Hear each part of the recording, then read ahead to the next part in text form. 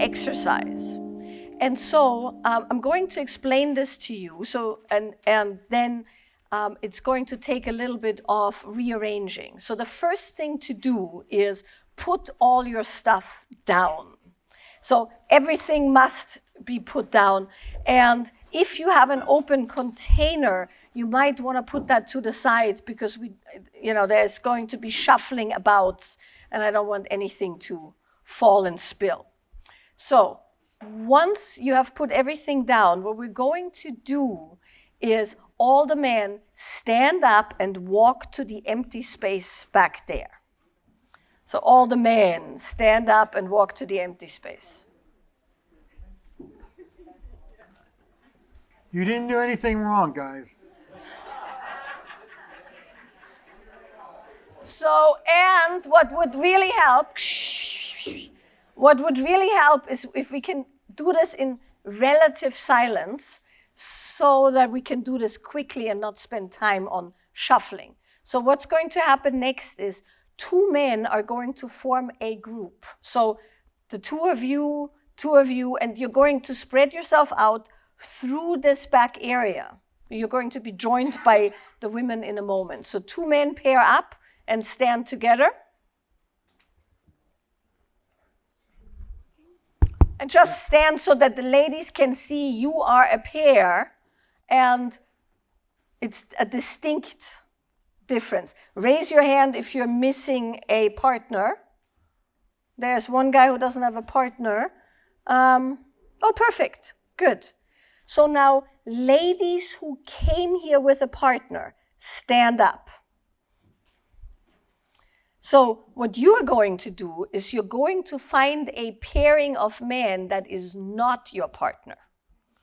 That's the first step. You're going to find a pairing of men that is not your partner. And you're going to stand with those men and see if you can do this without talking and doing massive social things, because you get to speak in a moment anyway. So find a group of men that does not have your partner, and it doesn't matter if that group of men had other men, another woman, it doesn't matter. Okay, good. Does every group of men, because it's very bright here, have at least one woman standing with them? Yes, perfect. The rest of the ladies find a group of men that has at least one woman and join them. There might be a few groups that have 3 women, a few groups that have 2 women, 3 groups that have 4 women.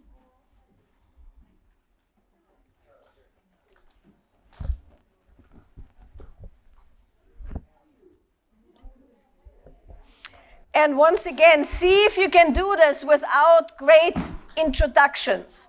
It's much more powerful if you do it without great introductions. Yes, meaning speaking, shaking hands, hugging, kissing, things of that nature. Raise your hand if you still need a group. Good.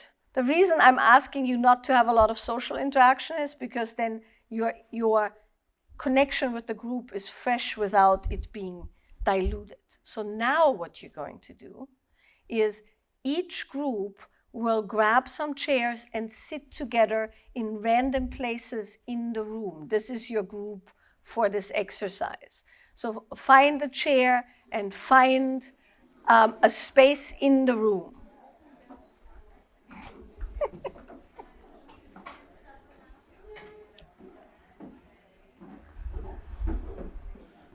It's like herding cats.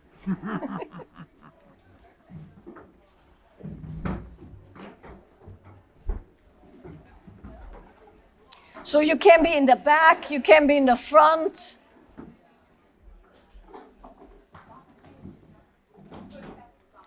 Okay, good. And once you're seated, come to silence.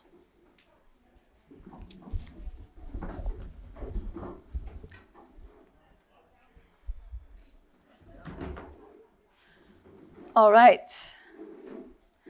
So I just want to make sure each group.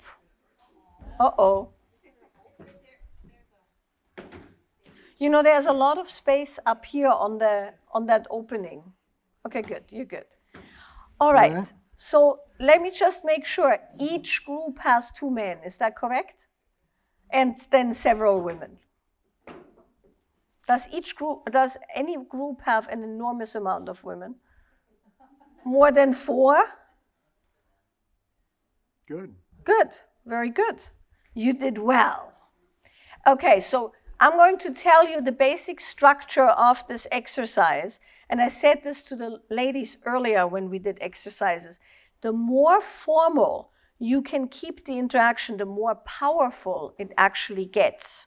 Because within the structure lies the opportunity for each person to be heard and also to speak. But for that, if you start diluting it, it's going to get a bit messy. So I'm going to say things like, you're going to say this and begin. And then at some point I'm going to say, and bring it to an end. And then probably 3 times more, and bring it to an end, and bring it to an end. And then I'll say, and come to silence. And at that point, just end it formally so that each person in the group gets to have their moment and is heard and is received. Yes? Very good. So, in each group you have 2 men. And we're going to start with one of the 2 men. So, in each group, one of the men will volunteer to go first. You can decide that between the 2 of you. Just raise your hand. Okay, good. Okay, good. And so see if you once again can do this without chatting. Like, try not to chat. I promise you, it does something. So, man number 1, Terry this afternoon posed a question to you, and the question was, what is one thing I wish women understood about me? So you already talked about that, you thought about that.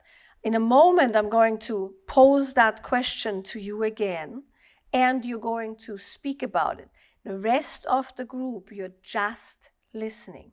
You're not commenting, you're not doing anything, you're just receiving him and whatever he has to say. And again, right, these are vulnerable things. By the way, nobody needs to do this. If you want to sit it out, just sit it out, right? But if you want to do it, you'll get a chance to speak about that, and then I'll bring it to an end, and then I'll give you the next set of instructions. Ready?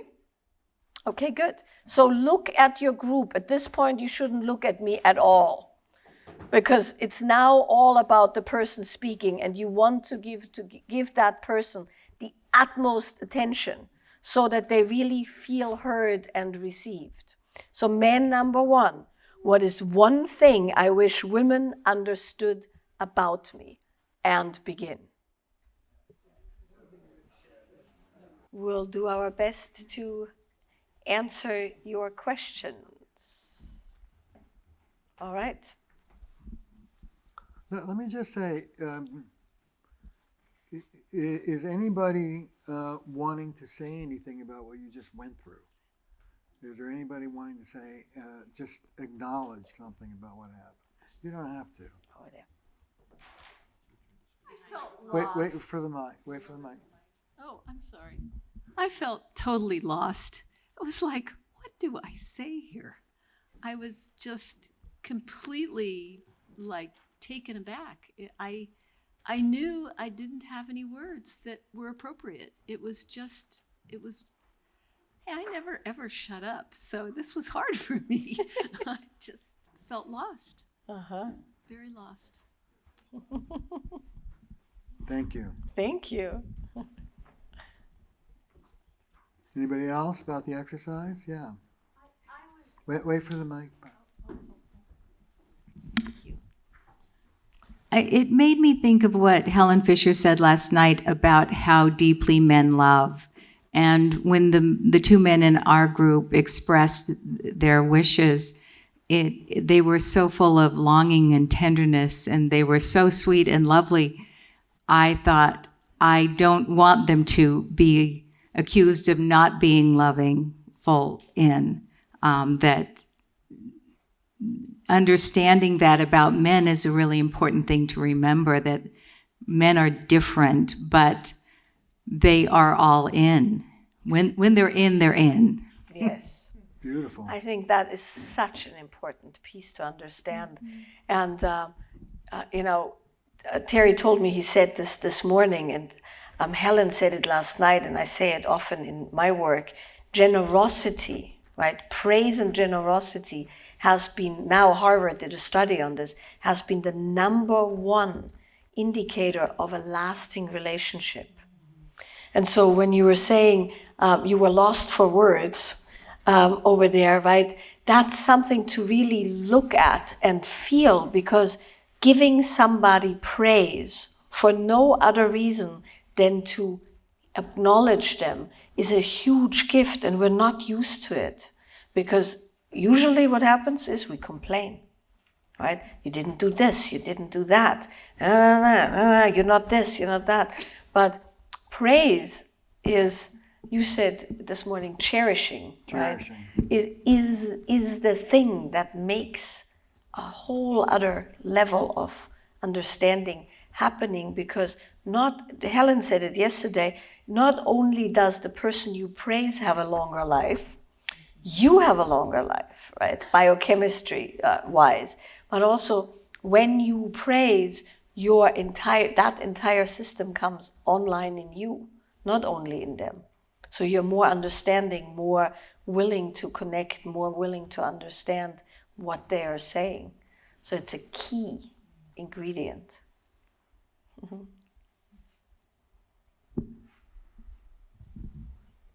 Can I hear from a man about what that exercise was like? Yeah. Hi. When I was receiving praise, it felt uncomfortable at first because it was a lot of focus and attention about the things that I said, and it was uncomfortable, and I was warm in that, and it took a while to just be comfortable. Good. In that. So that would take getting used to. Yeah. Isn't it interesting? Praise takes getting used to. Complaint doesn't take getting used to. I'm not uncomfortable when somebody complains, but when they praise. Questions? Shall we open let's up do for questions? Should we have a seat or You have two experts here. An expert on women, an expert on men, and a man and a woman. Yeah, over there. Wait for the mic, please. There you go. To all the men in the group, when we think we're praising you and you don't hear it, can you help us understand what praise looks like? Paint praise for me.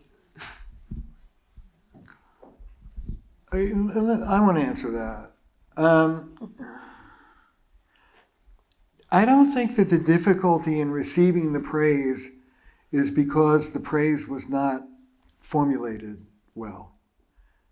I think all of us, if we're honest, can look into the part of ourselves that feels awkward receiving, feels awkward getting. And one of the things I teach my couples is there's no vulnerability in complaining. There is vulnerability in receiving.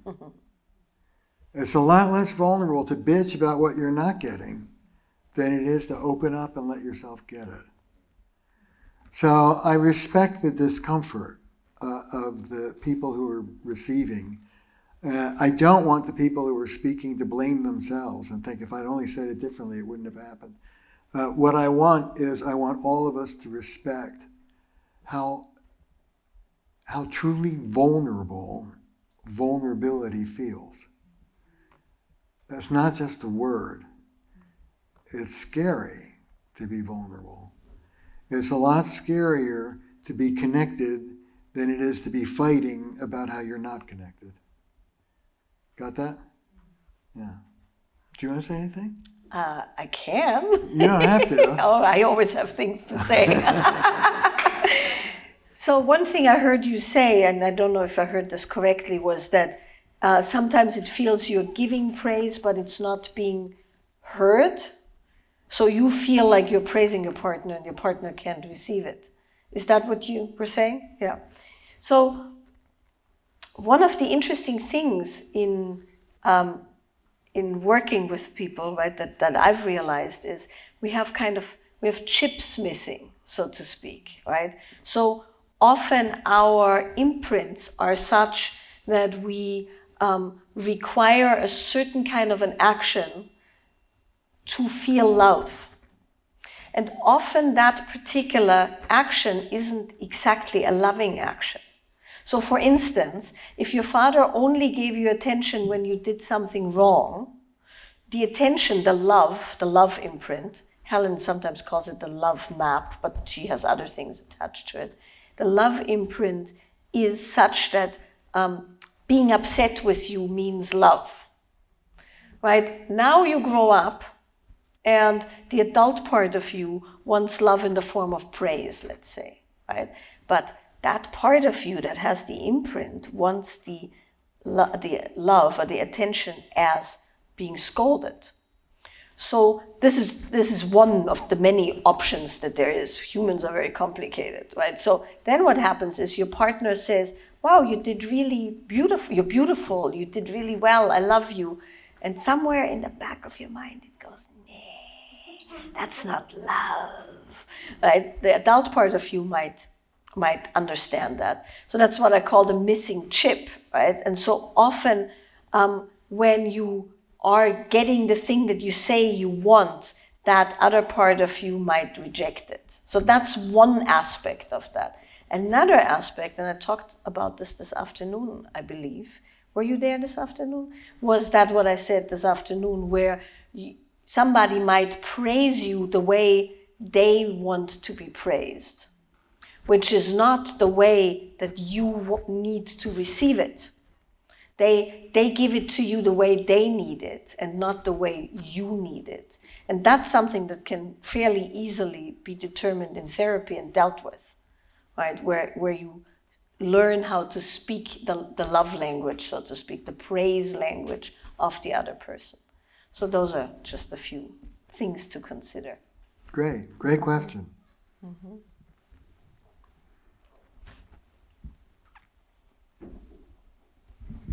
Hi, thank you, both of you. I am wondering if you can speak to the topic of compatibility. So I feel like this word gets thrown around all the time by me and everyone I know.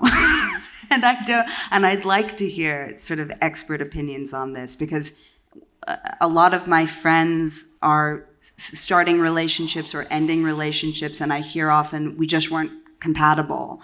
And I know in my own life, I've loved people deeply, and they've loved me back deeply, and it couldn't, the relationship couldn't survive. And so I want to know, like, what is this compatibility thing? What does it mean to you guys?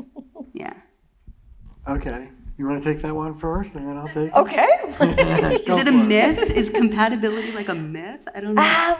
No. Well, this is so much fun for me because there's so many answers to each of these questions, right? You can slice it on so many layers and so many levels. So I'm going to give you one. There's many, right? But so I make a big distinction in my teaching work on the difference between, let's say, relationship, let's call it relationship, and sexual attraction. So the relationship aspect of what two people are doing is built on sameness. Yes. So the more you have in common, the better your relationship will be. So you could say the more compatible you are, right? And what we mean with the compatibility often, and how I hear it, right, is you have the same interests. You like the same things. You have the same values. You vote for the same guy. You like the same, general ideas around food. You know how you would want to be in spirituality or religion, and you like living together in the same place, and you can agree on where the sofa stands and where the bed is. That kind of thing. So commonalities make you compatible. The more you have in common, and the more you agree on those things, the better your relationship. So communication is a relationship tool, because the better you can speak, the better you can pull on the same side of the rope, right? So you could call that compatibility. So when you have compatibility or relationship problems, you have to go and see somebody who brings two divergent opinions. Like, for instance, you can't agree how to raise your children or something, or you can't agree on money is a big one. You have to find someone who is a relationship counselor or expert or therapist who is trained on bringing you on the same side of the rope and have you pull on that rope again together. If you can't agree on those things, you have what they call in the divorce court irreconcilable differences. You know that one? Yeah. So irreconcilable differences is what they call it when you're not compatible. You can't make it happen. So that's one aspect. The more you have in common, the closer you get, the more you are in sync, the better the relational aspect. Here's the bad news, which is also the good news. I thought that what you just said was the bad news, so I'm bracing myself. Okay, well then here's the worse news. Sexual chemistry or sexual attraction, one aspect of sexual chemistry and attraction. Helen talked about another aspect yesterday. But an aspect of sexual attraction is opposites attract, right? So even Helen yesterday was talking about, the sameness of dopamine with dopamine and serotonin with serotonin, and the difference of testosterone and estrogen, which is a really elegant way to get around masculine and feminine and men and women, right? Because everybody has everything in certain ways. So in order to have strong sexual attraction, you need to be really opposite.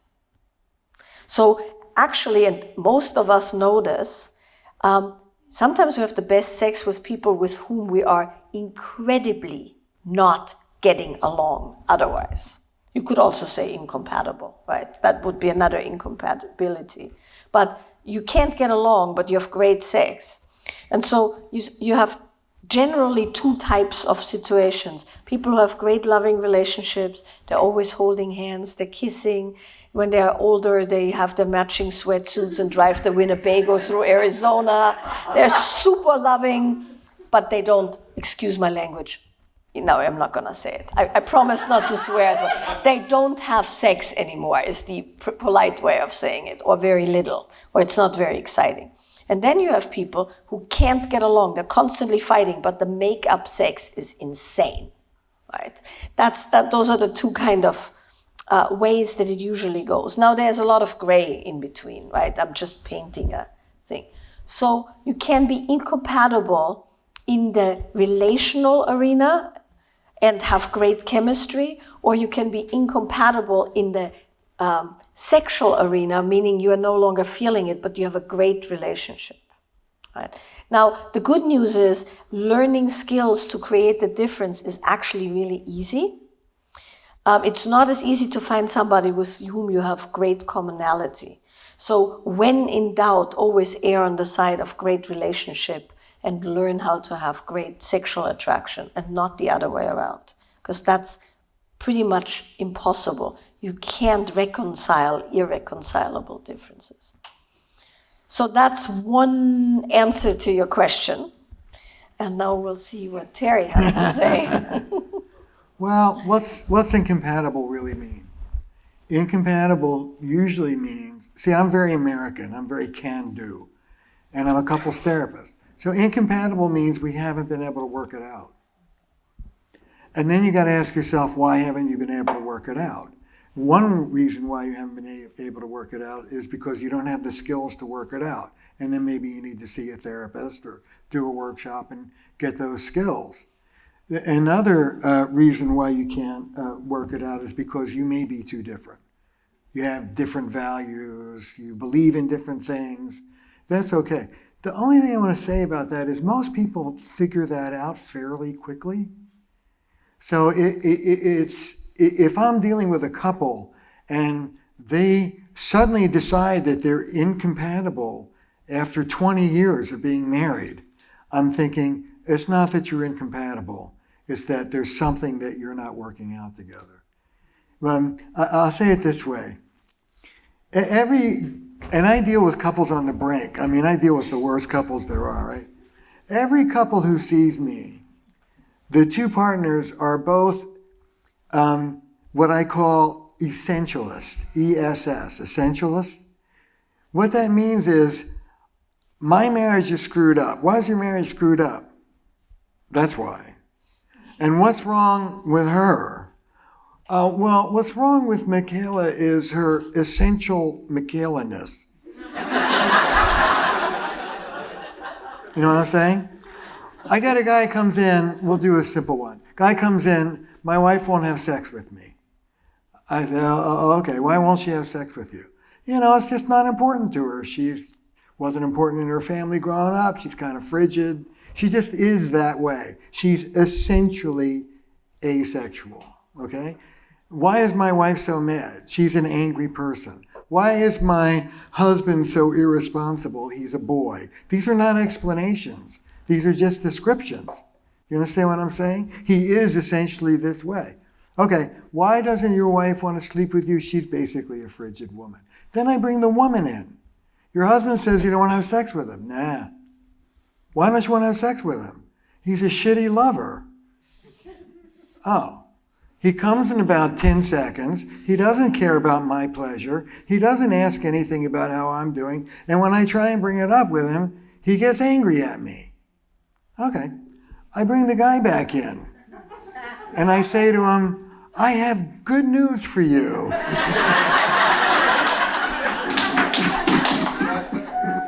That problem with your sex life, you're the problem. Which also means you can do something about it. So just, when people have a tendency to quickly say, that's just how it is. They are that way. We're incompatible.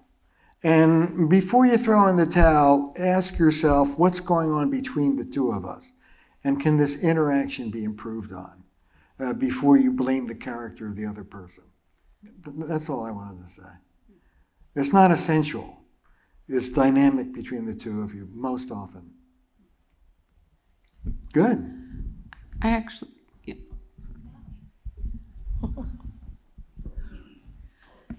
So my question is kind of about the generosity and praise, going back to that. I'm wondering if there's a tool, if one person practices generosity, they're so generous, they're praising, but it seems as though this praise is constantly rejected, which I'm imagining has to do with the discomfort with vulnerability, and it maybe comes across as a rejection of this generosity.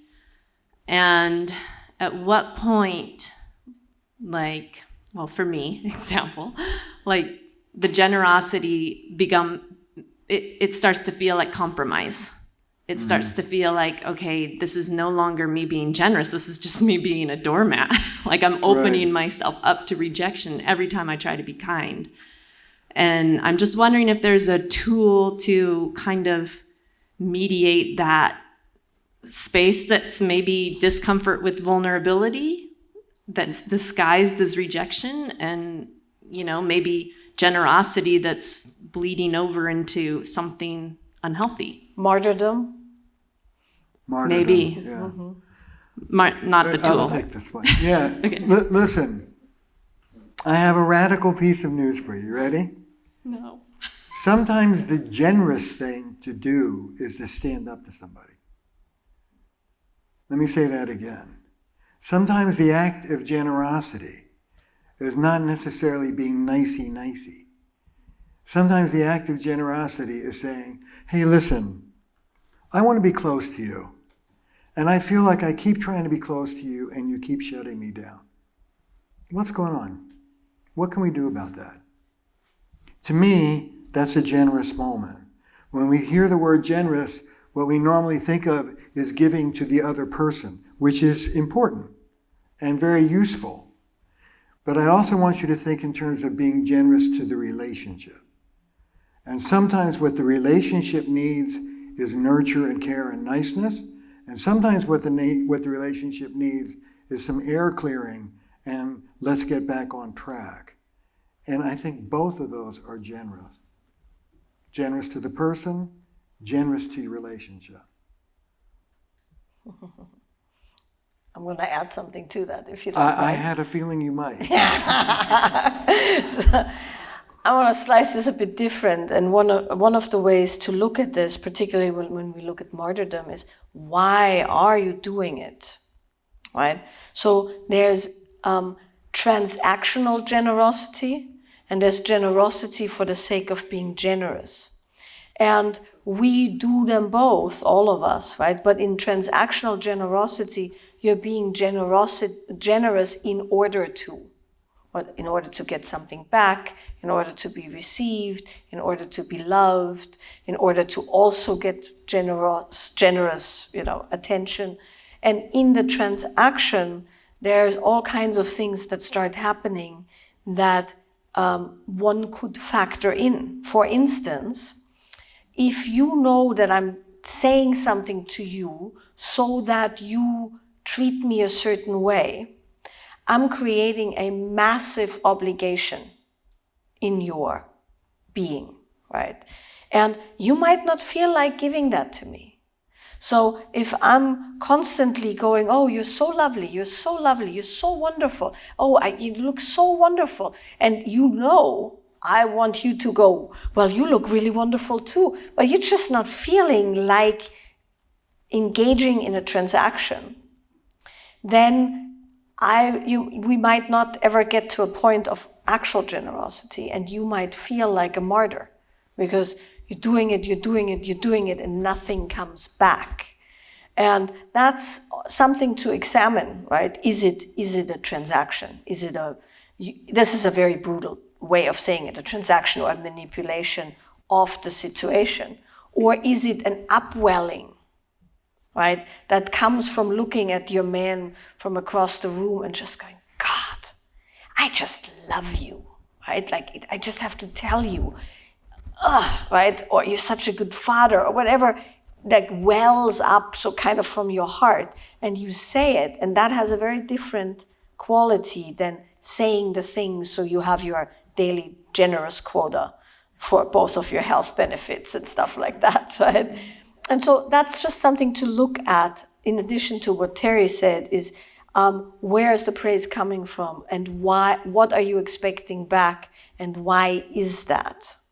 And that sometimes shines a bit of a light on the compromising yourself to get something, which women tend to do, right?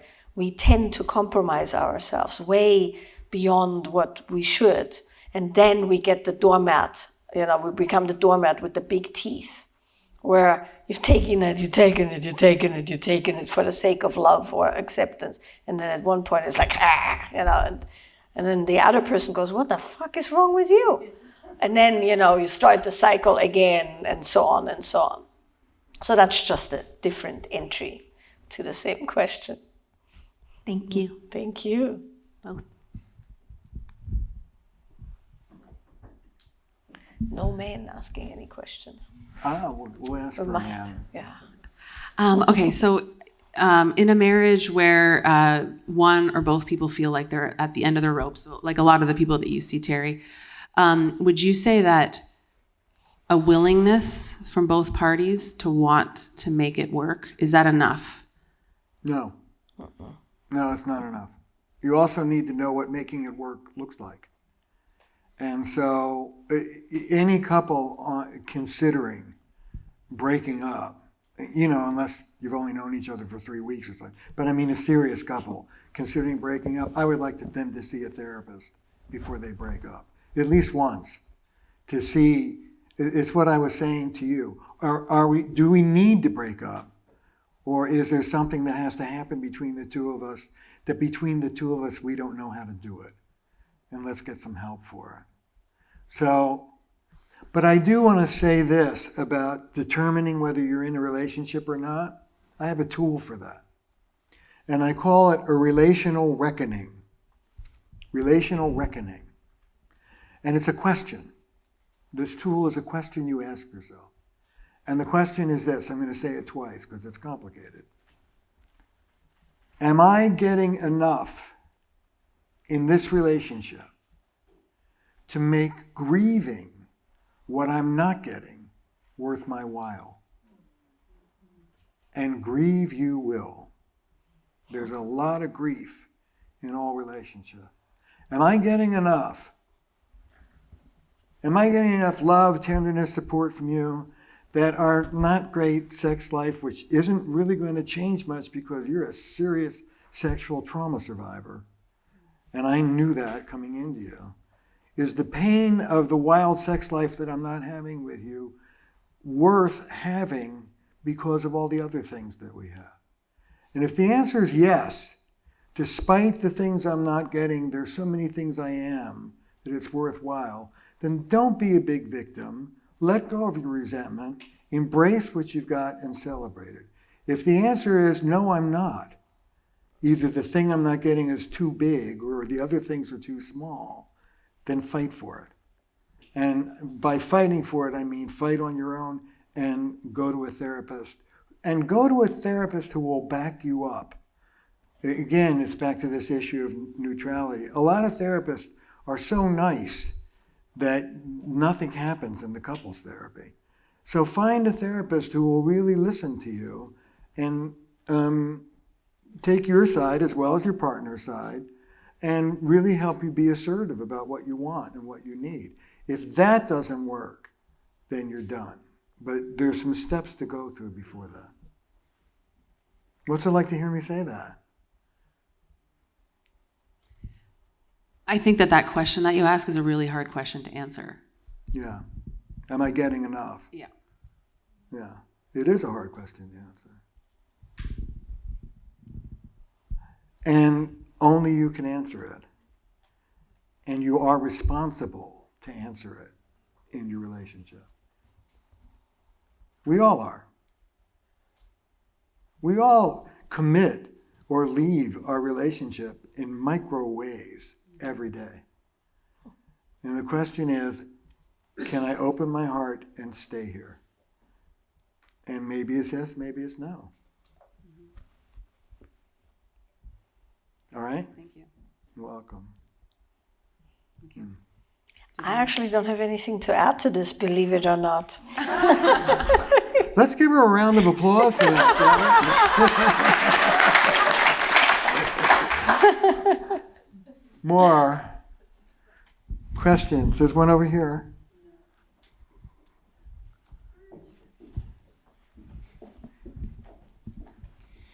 Thank you for being here and supporting me and just this process. It's intense.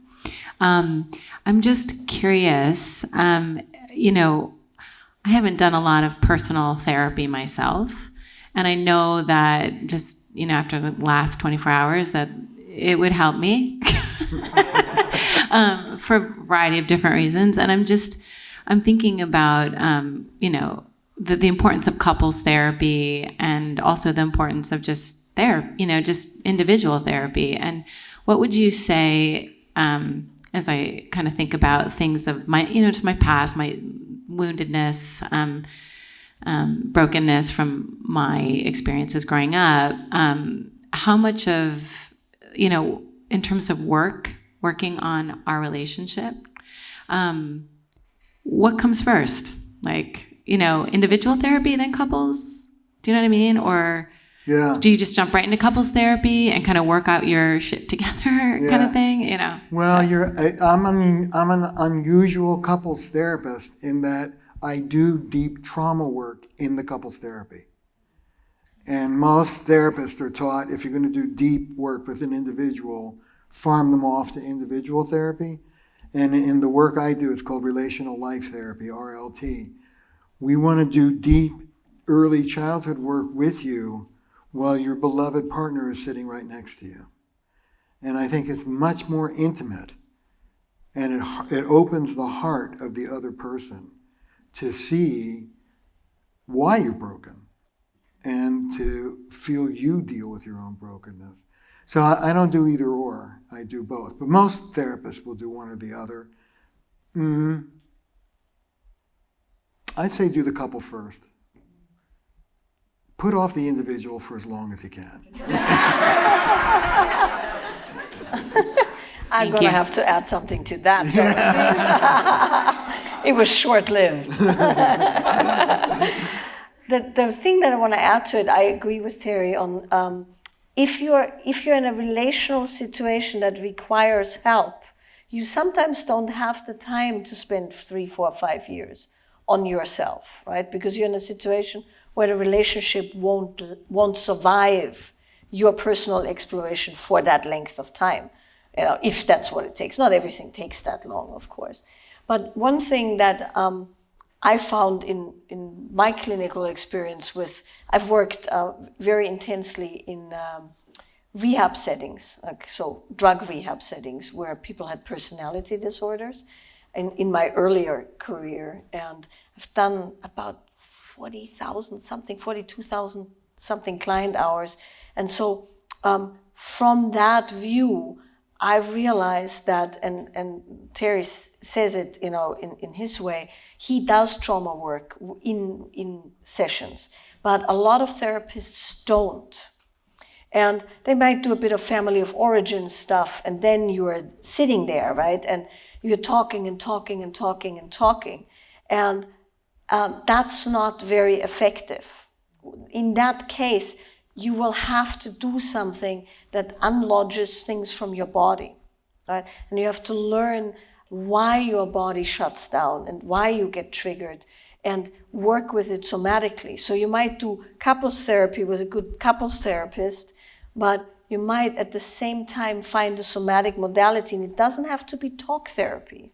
It's usually better it's not, but some kind of somatic movement, modality, body work. I have a thing called the nonlinear movement method. There's something called the Greenberg method, which is also a non-verbal release work. Peter Levine's somatic experiencing has some really good practitioners where you can do some non-verbal work on not only bringing these things up cognitively, but working with them in the body, so that you're not just sitting there endlessly talking about stuff with your partner, right? When the underlying thing isn't really addressed. So that just as a little caveat, don't just go and do talk therapy with somebody who only talks. Good.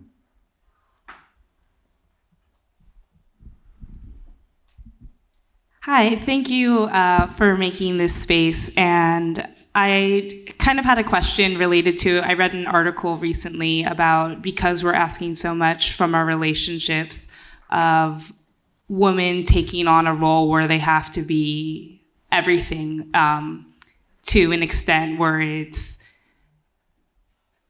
men can ask a lot of nurturing to a point where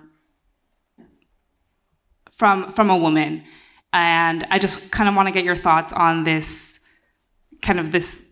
article that has also had a lot of spin-off articles about what that asking everything from a relationship versus all the other relationships that are around you. Mm-hmm. My friend and colleague Esther Perel, you know Esther? Talks about what she calls the grand ambition of love. And as I said this morning, we used to be in love with a whole village. We used to think that a whole village with ancestors and extended family was what it would take to support two people in their intimate relationship.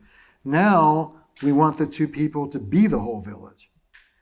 And we want our intimate dyadic relationship to make up for all of the lack of family and community that our modern life gives us. So in that regard, your article is right. We're asking too much of each other. So I don't think it's just men asking women for nurture. I think we're asking too much from one another.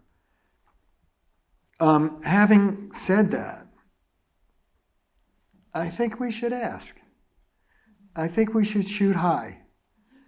And even though we put a lot of stress on our relationships, and even though it would be so much better if there was a neighborhood and family and all that supporting the couple, we historically, for the first time ever, are asking for real emotional intimacy, long-standing in our lives. I think that's both men and women. And I think that's the best news I've heard in a long time. The other piece of news is that we need to teach people the skills to pull that off. But I like to dream. And I want us to dream big. I prefer it. Mm-hmm.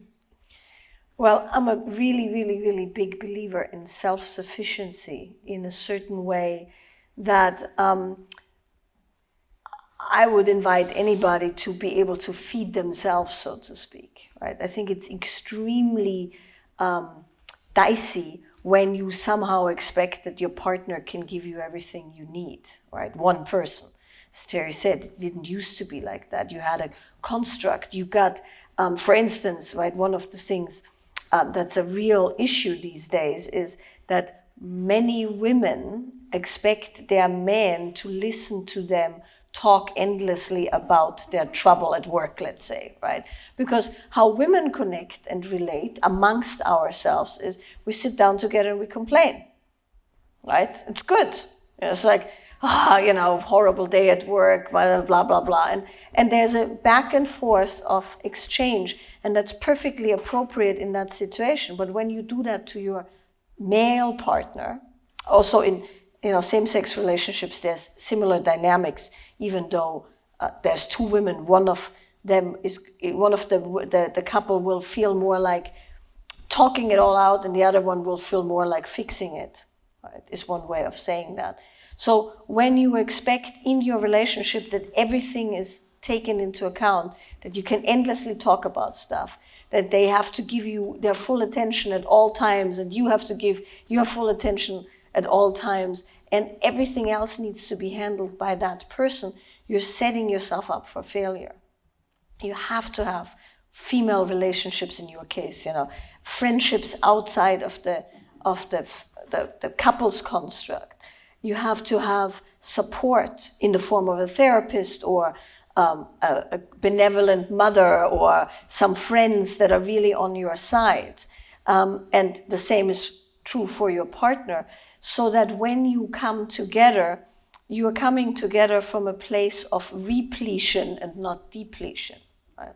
Because when you come and you're empty and you want the other partner to fill you, and they're also empty, they also had a tough day at work, or they also had to do things, it's bound to create an atmosphere of mutual lack, right? And then whoever is more willing to martyr themselves might give to the other more or less begrudgingly. That's the worst case scenario.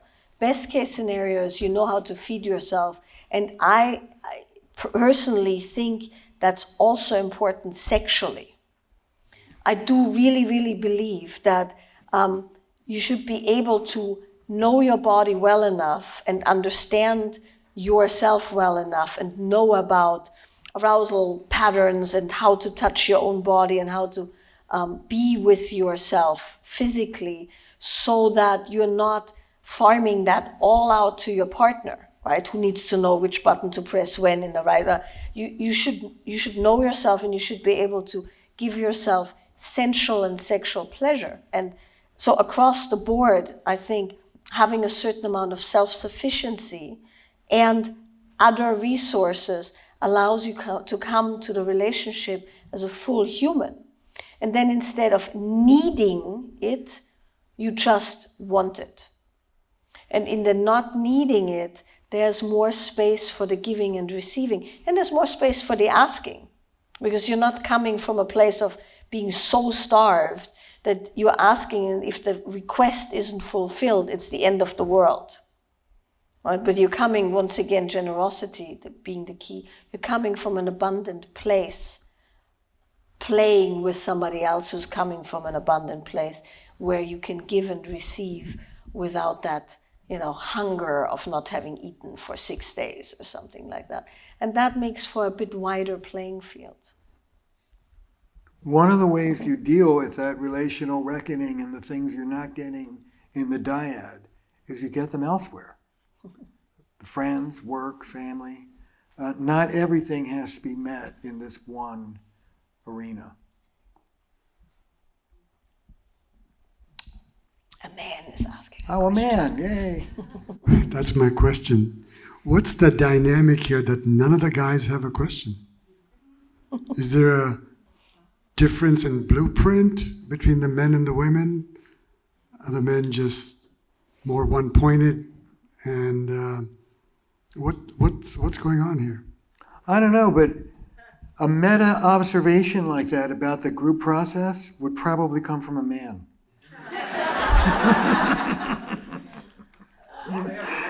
So, what do you think's going on? Why do you think that there are more women speaking? Well, I just go back to 10,000 years ago when the guys were just sitting with their spear, waiting for the wild beast in the bush all by themselves.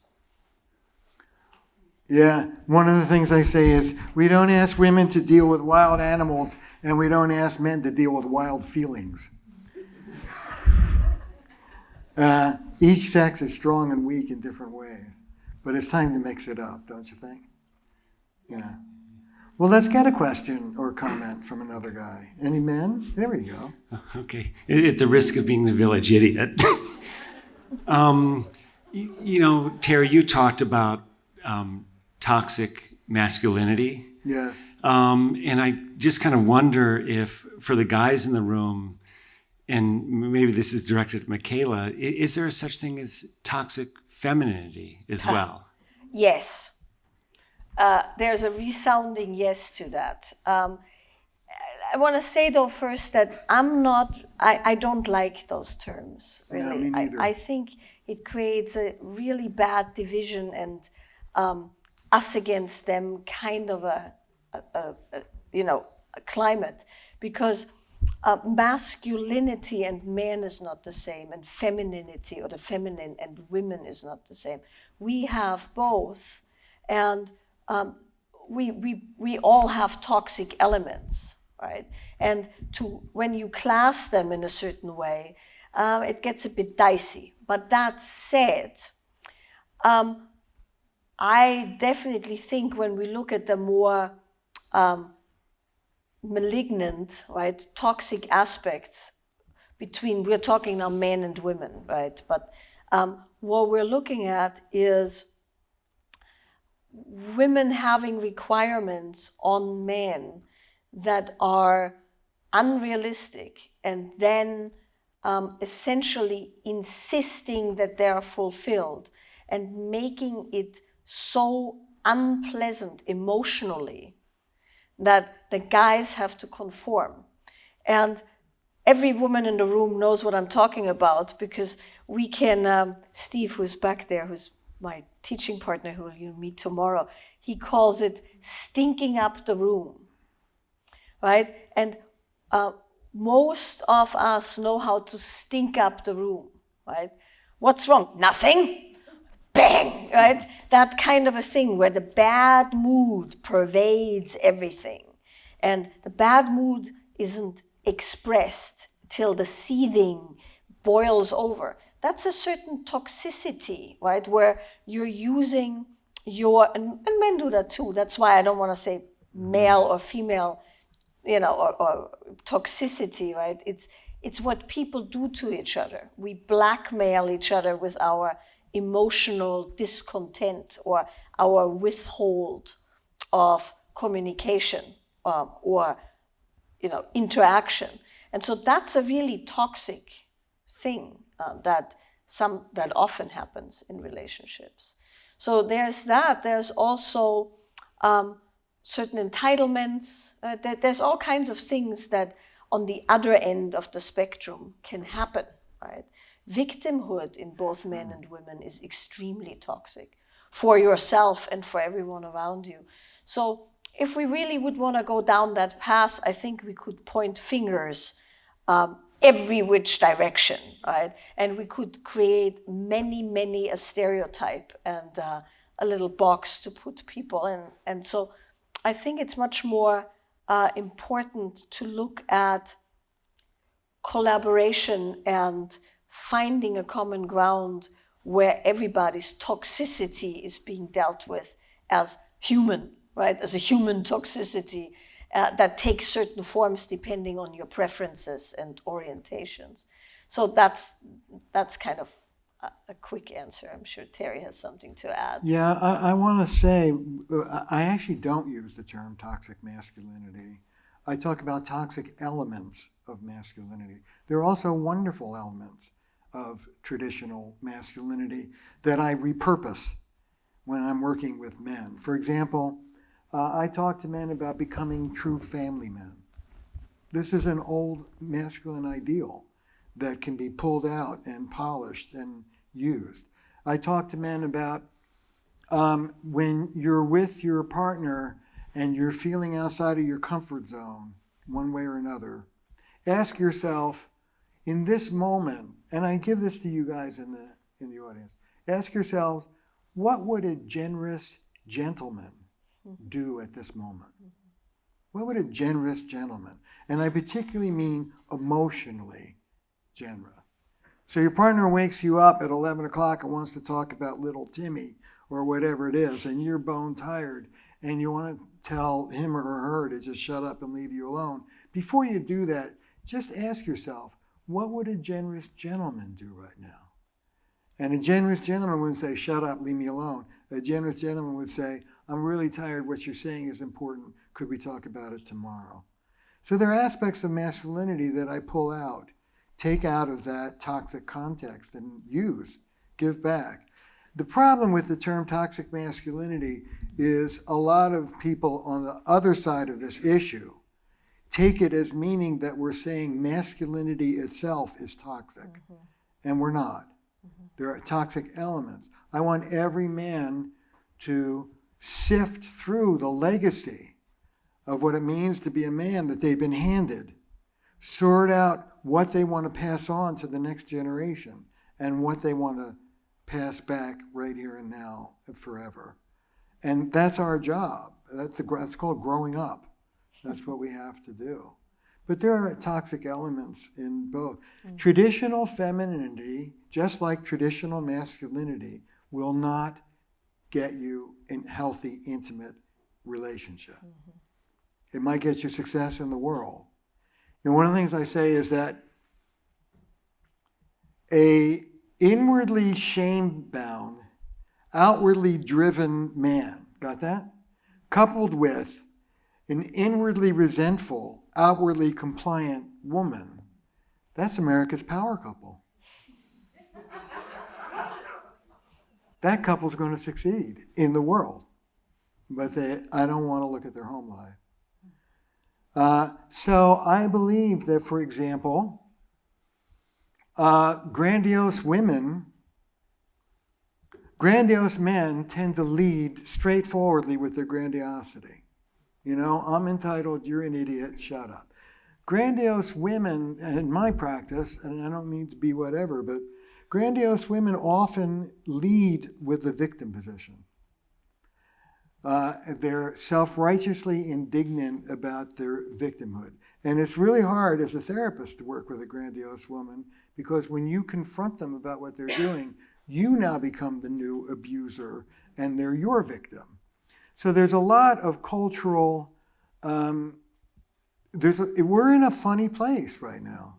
You know, on the one hand, there's the revolution of the Me Too movement and women telling truth to power in ways that are historically new. On the other hand, I think there's so much support for individual self-righteous indignation in our culture. And I think that's toxic. I think self-righteous indignation is toxic to love, no matter which sex it shows up in. So, maybe we got time for one more question. Oh, now the men won't shut up. Yeah, just to follow up a little bit of what you guys are saying here, I think, in terms of toxicity and all that, I think everybody here is trying to improve that and improve their personal lives. But, as you alluded to, a lot of that still exists outside, whether it be in the business world or, corporate environment. How can we bring some of this into that? Or is there well, the way I would say it, and I'm really interested in how you're going to answer, but the way I would say it is this. We live in a patriarchal culture.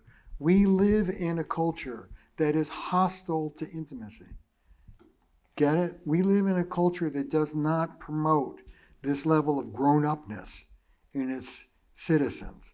And so I talk about creating a relationship-cherishing subculture around you, your family, your relationship.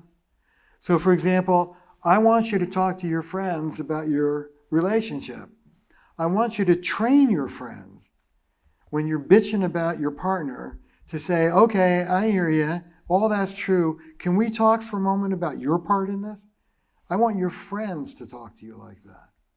And the only way your friends are going to talk to you like that is if you teach them how. So whether it's bullying prevention programs around your kid at school, or whether it's choosing your friends carefully, or whether it's about workshops like this, you're going to have to feed that functional adult part of you because the culture at large will not. But that's okay. There are enough counterculture things to tune into. Mm-hmm. Oh God, where do I start?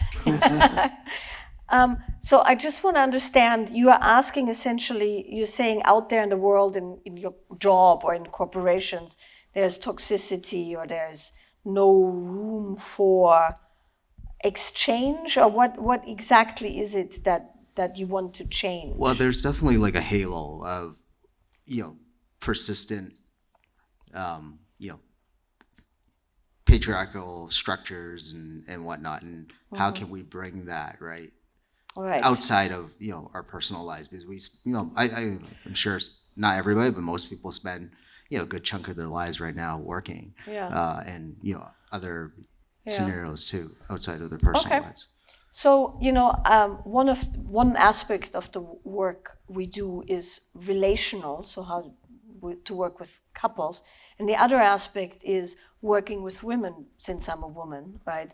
And in my work with women, I created an entire body of work around around the physiological aspects of kicking ass in the world, right? Or you could say entering the workplace, which has a certain kind of requirement, and then what to do when you want to be romantically, erotically engaged, which for many women means a bit of a surrender and letting go and the softness, and that in the sexual domain, not necessarily in the relational domain, but sexually speaking. Somebody has to lead and somebody has to follow. Somebody has to penetrate and somebody has to open.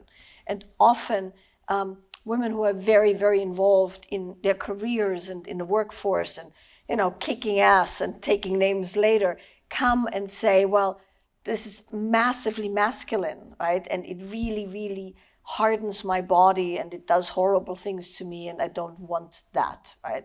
So some people call that being in their masculine, some people call it having to conform to patriarchal structures.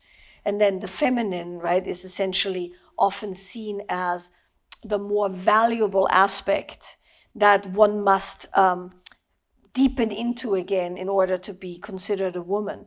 And so for me as a woman, I think it was really important to understand that all aspects have a place. So structure and the willingness to sacrifice oneself for the tribe or a greater goal, and to build things and to invent the wheel and to make sure that we have electricity here and having hierarchies and having things happening so that we all get to have what we're having, which is civilization, isn't necessarily all bad. Now, it of course goes off the rails when you dam up every river and pollute everything. That's the toxic aspect. But there's also a very healthy aspect to the patriarchal structure which allows us to function in a certain way. And so in the workplace, often getting things done trumps feeling, right? And as Terry was saying, what that then means is that in your home life or in your personal life, if you want to balance that, which is what most people want to do, you kind of work on the other aspects, the communicative, relational, relaxing aspects, relaxing your body for men and women alike, becoming in touch with nature, which is a very cleansing and healing aspect, water particularly, and doing all of those things. But what's important to understand is that each of those has a function, and none of that is bad until it goes off. And so what can you do to bring more of what, more healthy balance in the world? Understand both, embrace both, and cultivate both in a way that none of it goes out of bounds, so that you're able to go and get shit done and make sure that the lights are on, but also that you can connect with your family, love your children, and not be too busy to always do that thing. And how you do that in my body of work and in the work we do with couples is you remember that you have a body, right? You come back to the premier decision-making tool that is your body, the part of you that can actually feel and sense and have intuition and get things done and love deeply and have instinct, right? And with that, you also connect to nature, and then of course that prevents massive destruction, because when you and nature are connected, you don't do really stupid stuff, right? And so the answer for me and in everything that we do, and I'm very, very passionate and committed about that, is rewilding, right? Coming back to our nature, and with that coming back to nature and reconnecting and sensitizing to the messages of the body, so that the body is one of the aspects through which you can guide. And then that you can bring into the world. You can make the more structural aspects of your existence and of a corporation that without the unhealthy part, and you can make the more relational structure place full, in the sense that you're not mixing and meddling. So that's my thing. Thank you.